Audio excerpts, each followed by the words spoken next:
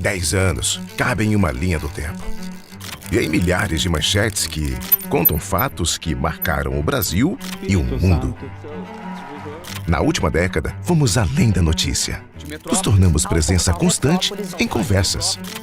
Trouxemos furos de reportagem, propomos reflexões, viramos companhia diária para os leitores e ponto de conexão entre marcas e audiência. Entendemos que informação não mora só em manchete. Ela pulsa nas redes, gera debates no WhatsApp, ganha vida nas ruas e na rádio. Nessa linha do tempo, produzimos conteúdos para além do digital. Criamos experiências, mexemos com emoções, lançamos desafios, provocamos novas ideias, conquistamos o topo, sendo o portal de notícias mais acessado do Brasil. Para nós, mais do que um número, isso é um lembrete de que cada clique é um voto de confiança. Cada apuração é uma responsabilidade. Metrópolis, 10 anos, porque enquanto houver histórias, estaremos aqui para contar. De olho no agora, conectado com o amanhã. Metrópolis, sobre tudo o que importa. Olá, seja muito bem-vindo ao Educatalk, uma série de conversas promovida pelo Metrópolis em parceria com a Unieuro Centro Universitário. Eu sou Vanessa Oliveira, jornalista do portal Metrópolis, e ao longo dessa série vou entrevistar convidados que nos ajudam a refletir sobre os grandes desafios e oportunidades da educação, da ciência e da saúde no Brasil e no mundo. O nosso objetivo é trazer diálogos inspiradores e informativos, conectando especialistas e a sociedade em temas que impactam diretamente o nosso futuro coletivo. O tema de hoje é resistência antimicrobiana, uma nova pandemia silenciosa. Vamos entender os riscos dessa ameaça global, de que forma ela pode afetar a vida de todos nós e, principalmente, o que pode ser feito para prevenir e enfrentar esse problema de saúde pública. E bom, o nosso convidado de hoje é o Dr. Davi Wippe, médico infectologista com uma trajetória marcada pelo enfrentamento de grandes epidemias no Brasil. Foi secretário de Saúde do Estado de São Paulo, dirigiu o Instituto de Infectologia Emílio Ribas e o INCOR, e tem forte atuação acadêmica. Atualmente, integra o corpo docente do Unieuro Centro Universitário, onde contribui para a formação de novos profissionais da saúde. Reconhecido como uma das principais vozes da medicina no país e no mundo, o Dr. Wippe construiu uma carreira sólida, que reúne assistência, gestão pública, pesquisa científica e ensino. Seja muito bem-vindo, Dr. Davi Wippe, ao Educatalk. É um prazer tê-lo aqui conosco. Muito obrigado, prazer. Um assunto difícil, mas oportuno. Exatamente. Bom, doutor Davi, para a gente começar, a gente ouve cada vez mais falar sobre a resistência antimicrobiana, mas ainda é um termo distante para muita gente, né? Então, para a gente começar aqui nossa conversa, o que é exatamente esse termo aí que a gente tem ouvido e por que ele vem sendo chamado de uma pandemia silenciosa? Pois é, o tema é bem descritivo. São bactérias que, a despeito de diagnosticadas, cultivadas, você chega num momento que não tem antibióticos disponíveis, ela ficou multiresistente. Então é constrangedor. Você tem um paciente, muitas vezes com uma saúde fragilizada, faz o diagnóstico, isola a bactéria, quando você vai ver o antibiograma, tudo ou quase tudo resistente. Então esta é a bactéria multiresistente, cada vez mais frequente e muitas vezes não tratável. Então a gente está falando de uma realidade já. Temos pacientes que se sabe qual é a bactéria, temos ali uma lista de drogas, de medicamentos a serem usados e essa bactéria é resistente. Não há medicamento para esse tratamento. Pois é, e o pior da história, o que você faz, né? Você vai e retoma antibióticos que você usou na década de 40. Um deles, a polimixina, um antibiótico que era pouco usado, voltou a ser frequentemente utilizado. Então, você perde as opções, você cria soluções e sempre que você trata com antimicrobianos de segunda linha, as suas chances de sucesso são muito diminuídas. Então, é um problema, até entendo, as pessoas falam, é um problema atual. Não é um problema atual. Isso vem há muitos anos. Nós estamos falando disso, sei lá, eu pelo menos há 20 anos, que eu venho acompanhando a multiresistência. E aumenta no Brasil e aumenta em todo o mundo. Uhum. Muito se fala, né, em um desafio aí da medicina moderna, mas na verdade é um desafio que a gente vê aí ao longo dos anos e pouco se fala sobre isso, né? Olha a complexidade. De um lado, a multiresistência. De outro lado, pouco investimento em novas classes de antimicrobianos. Nós não temos a expectativa de ter novos antibióticos, novas classes de antibióticos nos próximos 50 anos, nos próximos 5 anos. Outro dado que é muito relevante. Hoje, nesse dia, nós estamos pesquisando 43 antibióticos no mundo. Todos eles de gerações anteriores que estão sendo atualizados. E nenhum deles com competência de tratar a multiresistência. Então, esse o grande desafio. Como é que nós vamos para frente se não há pesquisa, se nós não estamos atualizando e não há investimento? Onde é que está o gargalo de tudo isso? Falta a visão de quem? Eu acho que é política pública e privada. Até eu tenho uma sugestão muito clara, que a indústria brasileira, a indústria farmacêutica, que é muito competente, ela comece a investir isso alavancada pelo poder público. A parceria público-privada, a indústria competente, o governo com uma boa política, nós avançamos. Eu vejo isso como uma oportunidade para o Brasil hoje. Não só na área de antimicrobianos, mas de imunizantes. Nós estamos num momento de oportunidades. Temos competência, é possível ter a política pública, temos que ir em frente. Inclusive, eu queria chamar na tela alguns dados que, embora ela seja considerada uma pandemia silenciosa, a gente vai mostrar aqui dados agora bastante preocupantes. Segundo a Organização Mundial da Saúde, a OMS, só em 2019, cerca de 7,7 milhões de pessoas morreram em decorrência de infecções bacterianas. Entre elas, 4,95 milhões tiveram relação direta com a resistência a antibióticos. E em 1,27 milhão de casos, a causa foi justamente a infecção por micro-organismos resistentes. A gente está falando aqui de uma pandemia considerada silenciosa, mas os números mostram uma outra realidade. O senhor, inclusive, tem dados até mais recentes que esse, né? E futuros. A expectativa é que em 2050 nós tenhamos mais de 10 milhões de casos por ano. Olha esse dado que eu vou te dar. O que se imagina? É que morra uma pessoa a cada 3 segundos por bactérias multiresistentes. Se isso não for chamativo, se as pessoas não prestarem atenção, mais um dado, Vanessa. Em 2050, as mortes por bactérias multiresistentes ultrapassarão as mortes por câncer e por doença cardiovascular. Então vai ser, do jeito ruim, o top da linha de coisas que não deveriam estar acontecendo. E, doutor Davi, por que esse impacto ele é ainda pouco percebido aí pelos próprios sistemas de saúde? Por que ainda não tem a mesma visibilidade de outras crises de saúde que a gente já passou, já vivenciou? O senhor mesmo esteve à frente aí da pandemia, Covid-19. Por que isso acontece? Eu acho que a saúde saiu um pouco da pauta, dos dois lados. Nós que temos obrigação de informar, isso eu aprendi cedo, né? O médico precisa falar porque ele tem a expertise, tem a técnica para dar dados. E do outro lado, a imprensa, que precisa entender que é a grande parceira da saúde. Quer dizer, ao longo desses meus 50 anos de formados, a imprensa sempre foi uma grande parceira. Eu vivi a pandemia da doença meningocócica como aluno de medicina, em 73. Eu vi o primeiro caso de AIDS no Brasil, 1981. Depois, dengue, febre amarela, H1N1, e até chegar em 2020 o coronavírus. Então, é uma história que se repete. Agora, eu acho que nós precisamos estar falando todos os dias, insistindo, repercutindo, amolando um pouco a autoridade pública e despertando o interesse, que é fundamental para todos nós. E assim, a gente vê que é um dado preocupante e crescente. O senhor já trouxe um dado aí mais atualizado para a gente aqui agora. E assim, a gente vê, muitas vezes, mortes no trânsito. A pessoa está ali, tem uma morte no trânsito, ele sofreu um acidente, está sendo transferido para o hospital, tem uma parada cardíaca. Parada cardíaca em decorrência do acidente de trânsito. A pessoa fez uma cirurgia no hospital, teve uma complicação, uma morte em complicação daquela cirurgia.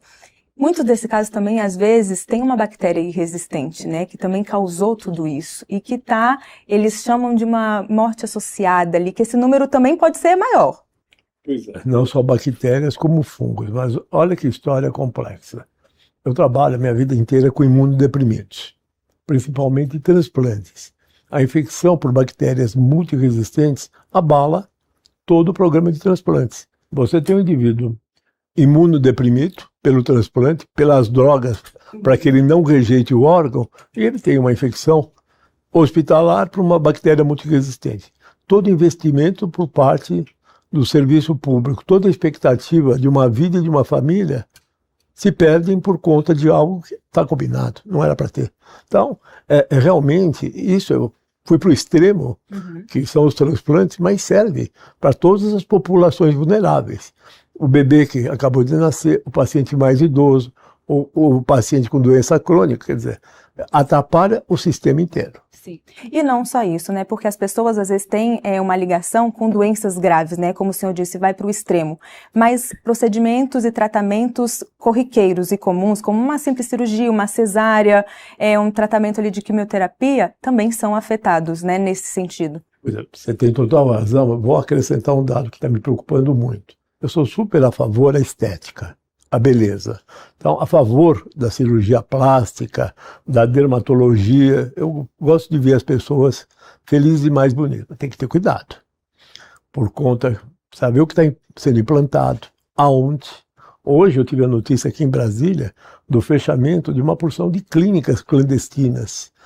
Primeiro, as clínicas clandestinas, depois os profissionais que não são minimamente habilitados. Então imagine você é uma mulher bonita que vai em busca daquilo que você deseja e você acaba mal sucedida com uma infecção.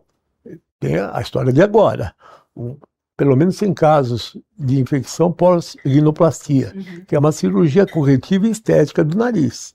Então, a hora que você vê isso e percebe as bactérias, foi um procedimento, às vezes estético, outras vezes necessário, e muitas das duas coisas que acabam num desastre. As pessoas correm o risco de perder o nariz.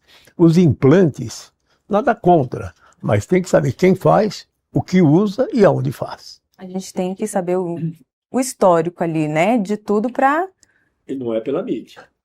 Não é pela mídia ruim. Que eu falo que existe a mídia séria, o jornalismo sério, mas tem essa mídia paralela que muitos profissionais, nem não precisa ser médico, eles divulgam algo que ele não tem competência para fazer. Então isso é muito sério. E a gente sabe, doutor Davi, que esse uso inadequado, ela vem aí também pela automedicação, pelo uso excessivo, né, dessas medicações e até pelo emprego na agropecuária, né? Como equilibrar essa necessidade de garantir o acesso a esses medicamentos, principalmente em regiões mais pobres, com o uso responsável para evitar esse abuso? Vou te dar um número que é bem relevante.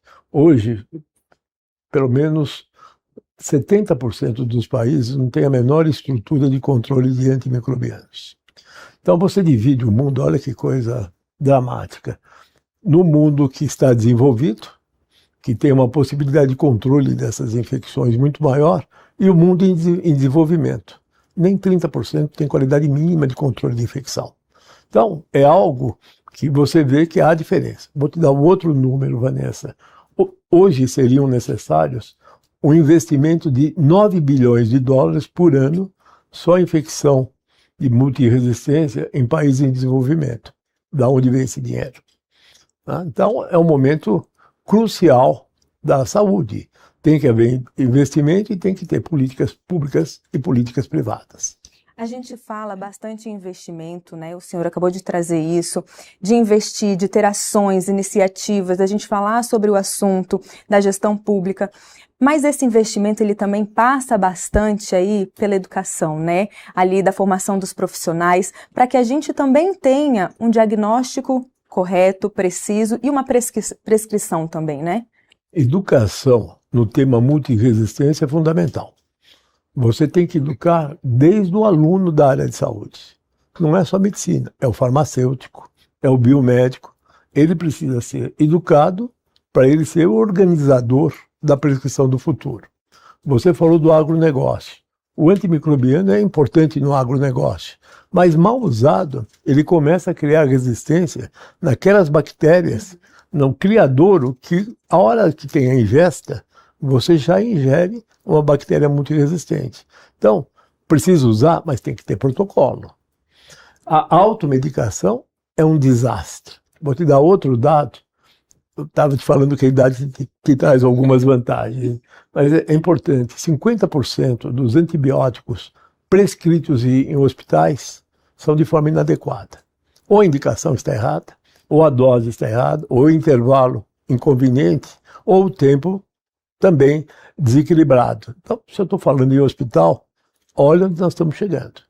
E eu vi até um dado, e eu como mãe também posso entrar aí nesse grupo, a gente tem ali um filho em casa com febre, a gente leva no hospital, e quando o médico não prescreve ali um antibiótico, né, uma medicação, vamos dizer, mais forte, que a gente considera eficiente, a gente até questiona. Mas quando leva a criança e passa o antibiótico, deveria haver esse questionamento, mas por que esse antibiótico, né? Deveria ser o inverso, e que tem países que é justamente trabalhado isso, você questiona o uso do antibiótico, e não porque não passou. Você não tem ideia do que eu já perdi de paciente. O indivíduo que cria expectativa, vai no infectologista, ele quer sair com o antibiótico mais adequado e mais moderno. É uma infecção viral. O antibiótico não vai ajudar em nada, então eu não prescrevo. Isso cria insegurança, incertezas, mas é assim, você tem que ter um bom diagnóstico. Tem uma coisa muito interessante, muitas vezes a prescrição é empírica, inclusive no hospital. Você não tem identificação. O paciente que vai no teu consultório, você não sabe qual é a bactéria, mas você tem que ter bom senso, primeiro, investigativo, saber se é um processo bacteriano ou não. Depois, você tem que saber receitar. Qual antibiótico, por qual situação, por quanto tempo, qual intervalo. Não é à toa que você toma antibiótico a cada 12 horas, cada 8 horas. É a farmacodinâmica. Quer dizer, se você tomar a cada 2, vai faltar 22. Você percebe? Então, tudo isso são coisas que precisam ser bem informadas, bem educadas. Infecção hospitalar é outra história. Você tem que ficar em cima o tempo inteiro. Hoje eu dirijo uma grande rede no Brasil de infecção e nós estamos com programas muito avançados e principalmente educativos. Nós estamos treinando as pessoas que são os médicos, os farmacêuticos, os enfermeiros, que todos têm a ver. Isso é multidisciplinar, isso é multiprofissional. O desfecho, né? No final o que nós estamos discutindo é o desfecho bom ou o desfecho ruim. Uhum. E bom, para você que está entrando aí na nossa live agora, acompanhando a nossa transmissão, o bate-papo de hoje do Educatalk é com o Dr. Davi Wippe, médico infectologista que já esteve à frente de grandes desafios da saúde no Brasil e segue sendo uma das vozes mais importantes nesse tema. E bom, doutor Davi, voltando aqui para o nosso assunto, tem dentro dessas ações, iniciativas e treinamentos e tudo, né, de conscientização, por exemplo, na questão dos antibióticos, será que isso vai mudar no futuro? Talvez aquele medicamento que a gente tomava 10 dias vai cair para 5 dias? A gente vai estar vendo a utilização desses medicamentos num curto prazo? Isso é uma definição. Primeiro tratar certo, depois descalonar. Você tem um paciente grave tomando antibiótico por via venosa, tem um momento que você pode passar por via oral. Os tratamentos são mais curtos. Esse é um bom aspecto. Você cuidou, tratou 7, 8 dias, suspende o antibiótico. Mas para isso, você tem que ter um excepcional sistema de informação. Você tem que conhecer aonde você está trabalhando e qual a microbiótica a microbiologia daquele local. Nós estamos indo muito para frente. Hoje a investigação é genômica, tanto do hospedeiro como do parasita. Você sabe quais são os genes e você antecipa os surtos de infecção. Agora, isso de novo, isso é ensino, isso é pesquisa. Vou falar de novo, pesquisa. Isso é ciência. Então, ao mesmo tempo que nós temos que avançar, nós temos que perceber que nós temos um saneamento básico muito ruim.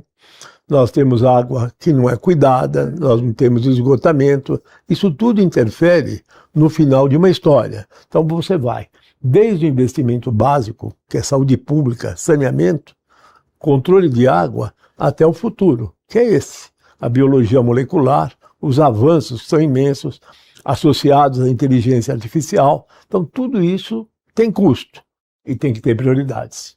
E o senhor até citou, né, essa questão dessa desigualdade, né, dessa falta, às vezes, de saneamento básico. Na sua visão, quais são os maiores desafios nesse contexto? Que estratégias que poderiam ser feitas para diminuir essa diferença? Principalmente de pessoas aí que vivem esse fenômeno global, mas que estão em países de baixa e média renda e acabam sofrendo mais, né? Eu trabalhei pelo menos 17 anos em Angola. Eu fui para Angola para trabalhar no controle de epidemias de HIV em Angola. Eu coordenei esse programa. Cheguei em Angola no final da Guerra Civil de Angola. E era um desastre. Não tinha condições mínimas.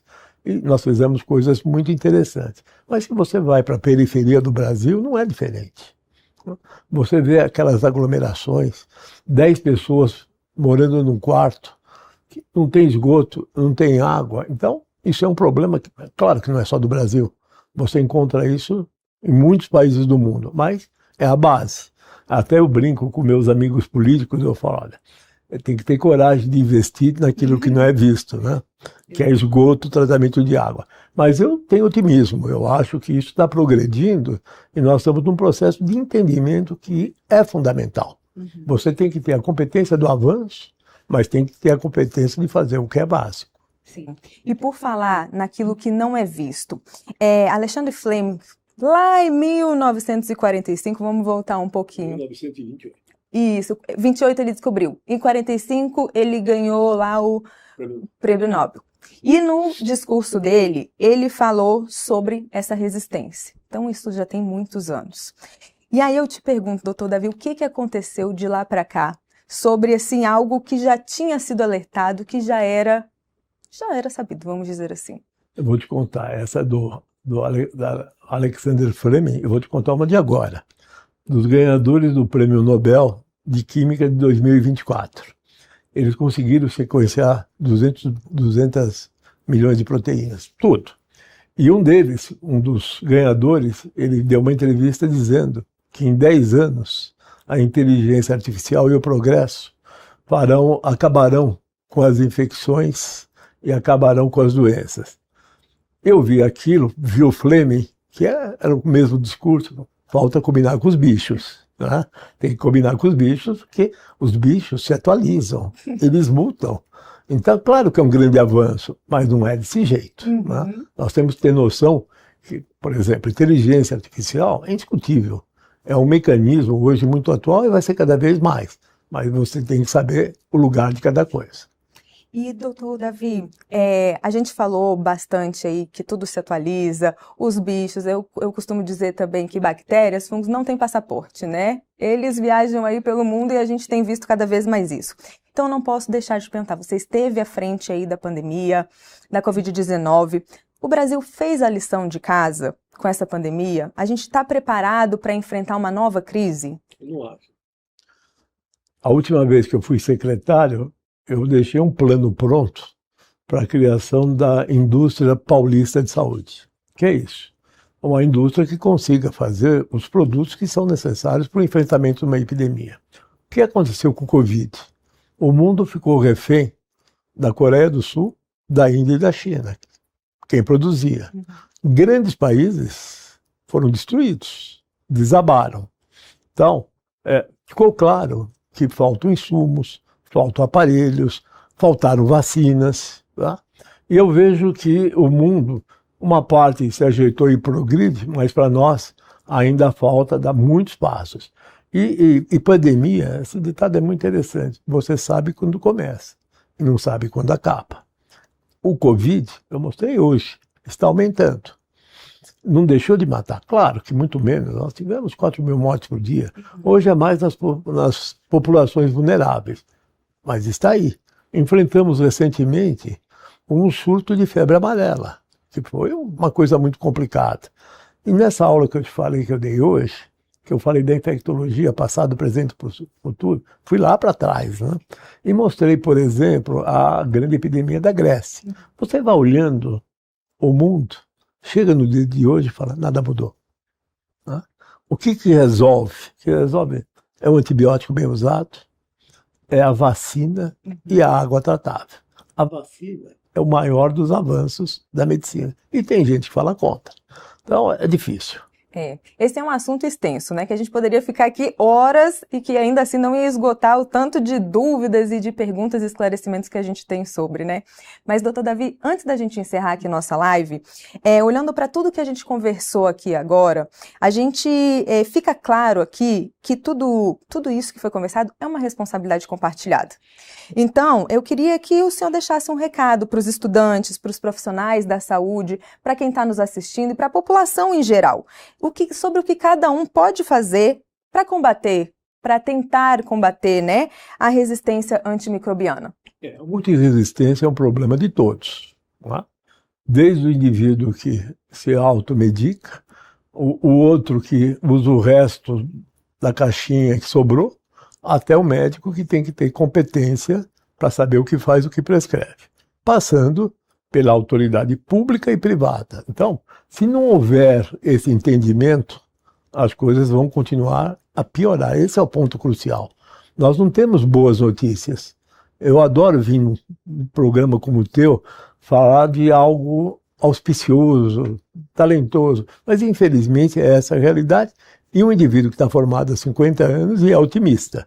Então, realmente, eu já passei por muitas coisas, né? O primeiro caso de AIDS, fomos nós que fizemos o diagnóstico no Brasil. Então, bem-vindo. De um lado eu vejo o progresso e do outro lado eu vejo que as pessoas não estão entendendo que precisam participar. Precisa de uma atenção aí especial, né, ao caso. Temos um caminho longo aí a ser enfrentado, né? Nós somos entusiastas, não desanimamos. Nós vamos em frente, vai dar certo. Muito obrigada, doutor Davi, pela sua presença aqui. Espero nos encontrarmos em breve. Hoje eu conversei com o Dr. Davi Wippe, que trouxe reflexões fundamentais sobre a resistência antimicrobiana. Um desafio que já afeta a saúde mundial e que exige atenção urgente de governos, profissionais de saúde e da sociedade. Dr. Davi, muito obrigada pela sua participação e pelos esclarecimentos. E obrigada também a você que nos acompanhou nesta primeira edição do Educa Talk, uma série mensal de bate-papos promovida pelo Metrópolis em parceria com o Unieuro Centro Universitário. Nos vemos no mês que vem com mais conversas que conectam educação, ciência e saúde. Até lá!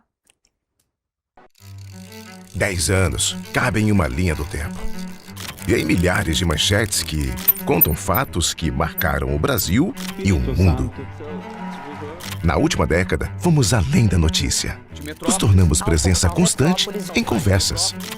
Trouxemos furos de reportagem, propomos reflexões, viramos companhia diária para os leitores e ponto de conexão entre marcas e audiência. Entendemos que informação não mora só em manchete. Ela pulsa nas redes, gera debates no WhatsApp, ganha vida nas ruas e na rádio. Nessa linha do tempo, produzimos conteúdos para além do digital. Criamos experiências, mexemos com emoções, lançamos desafios, provocamos novas ideias, conquistamos o topo, sendo o portal de notícias mais acessado do Brasil. Para nós, mais do que um número, isso é um lembrete de que cada clique é um voto de confiança. Cada apuração é uma responsabilidade. Metrópolis, 10 anos, porque enquanto houver histórias, estaremos aqui para contar. De olho no agora, conectado com o amanhã. Metrópolis, sobre tudo o que importa.